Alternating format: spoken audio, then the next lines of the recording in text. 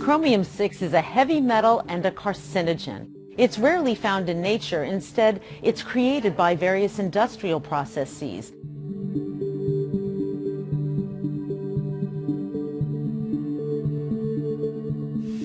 There are reports that chromium-6 is in the drinking water of hundreds of millions of Americans. However, health authorities don't know exactly what level of chromium-6 might pose health problems. They do know that when they put chromium in the drinking water of rats and mice, that level of chromium caused cancer.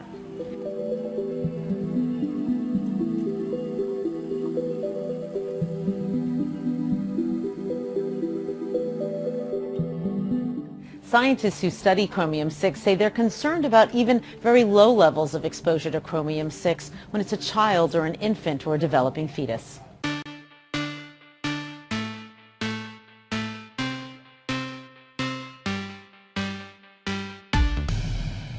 Painkillers, blood thinners, and chemotherapy drugs are just some of the substances that are found in your drinking water. There's new information that some drugs are ending up in our water at levels never seen before. CBC's Kelly Crow has more on that. There's something happening to the rainbow darter, a tiny fish that lives in the rivers of southern Ontario. If they're downstream from a sewage treatment plant, the male fish turn into females. If you expose them to wastewater, they will feminize. They will have eggs in the testes. What's causing the males to develop eggs? Human hormones, residue from prescription drugs that are flushed into the river. Using new highly sensitive equipment, scientists are finding an increasing variety of prescription drugs in the waterways. Painkillers, blood thinners, chemotherapy agents, hormones, antibiotics. If we swallow it, scientists can find it in the water. Some of the drug comes in us and through us and out of us totally unchanged. So we actually have active drugs going into the waterway through our urine or feces. Last month, a study of First Nations communities found levels of 3 prescription drugs in one southern Ontario river that were the highest in North America. And an unpublished Health Canada survey of tap water across the country found traces of prescription drugs in drinking water. Scientists still don't know if that combination of drugs in water poses a human health risk. That research has not been done. The World Health Organization calls it a knowledge gap. In Canada, there are no national standards for pharmaceuticals in drinking water, but environment officials are working on a water quality guideline for carbamazepine, an anti-epileptic drug that shows up almost everywhere.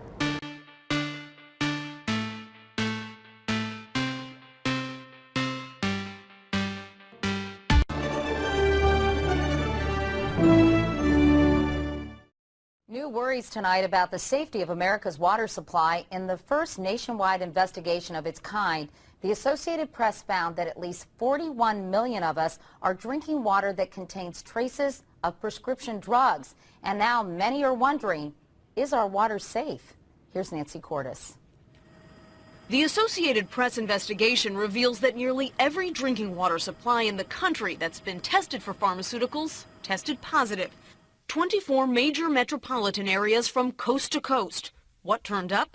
Trace amounts of everything from sex hormones to drugs for livestock, anti-seizure medications, prescription painkillers, even the antidepressant ingredient in Prozac. How many water suppliers that you spoke to actually filter out pharmaceuticals?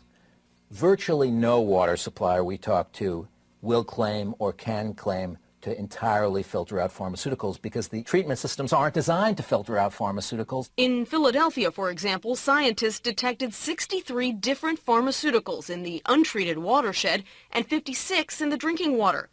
That said, I did a story about 4 years ago in which we found a river in Colorado, and now we know there are many rivers, in which the fish were turning from male to female.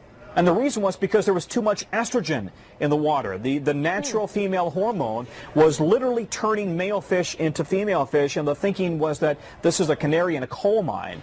So now the question is, what's the impact on humans? If the risks are unclear, so are the solutions. Home filters aren't designed to remove all drugs, and bottled water often comes from the very same source as tap water. Nancy Cordes, CBS News, New York. The water crisis in Flint, Michigan will arguably be remembered as one of the most important stories of 2016. Officials say as many as 12,000 children in the city may experience a range of serious health problems after being exposed to drinking water with high levels of lead. The far bigger problem is that thousands of U.S. neighborhoods reportedly have higher lead poisoning levels than Flint. For more details, we cross live to RT's Marina Portnaya. Marina, this is all coming from a Reuters report. They examined lead testing results across the United States and basically found that Flint, Michigan isn't even the worst of it. What kind of chronic problem are we talking about here?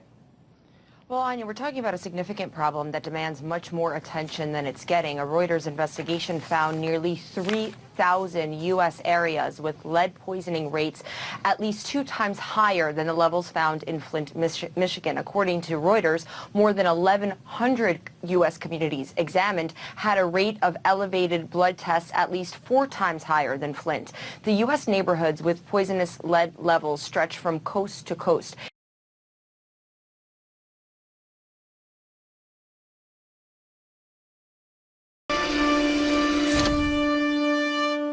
Is bottled water safer than tap water?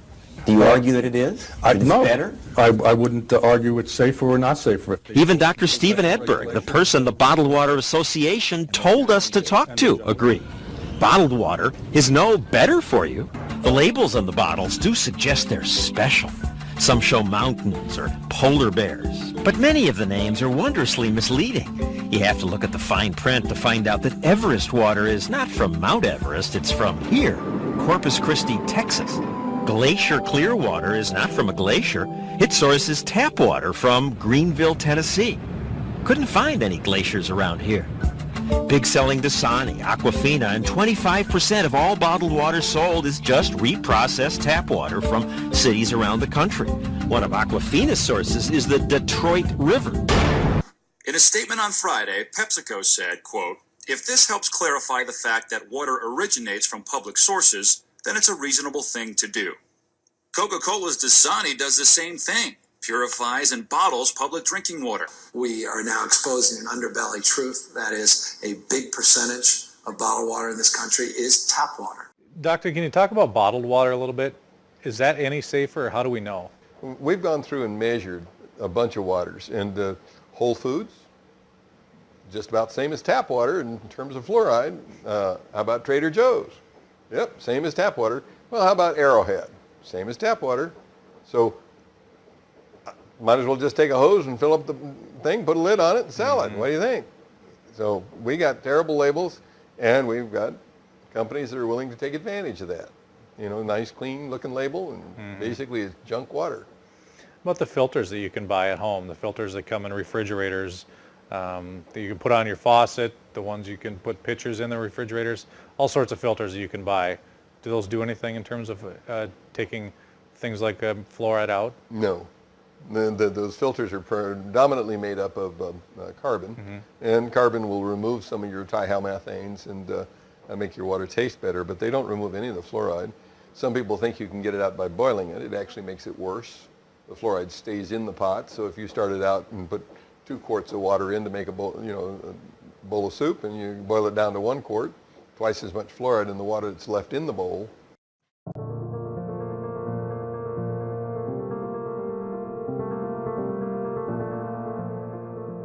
The new water ionizer helps remove pollutants effectively. This produces clean, mineralized water with the most difficult contaminants reduced. And we have documented our results. As water ionizers have spread globally, so has demand for the ultimate ionizer filter, capable of advanced contaminant removal while retaining the beneficial alkalizing minerals. Standard treated and untreated tap water still contains urban, agricultural, industrial runoffs, pharmaceuticals, fluorides, and cleaning byproducts from the actual water treatment.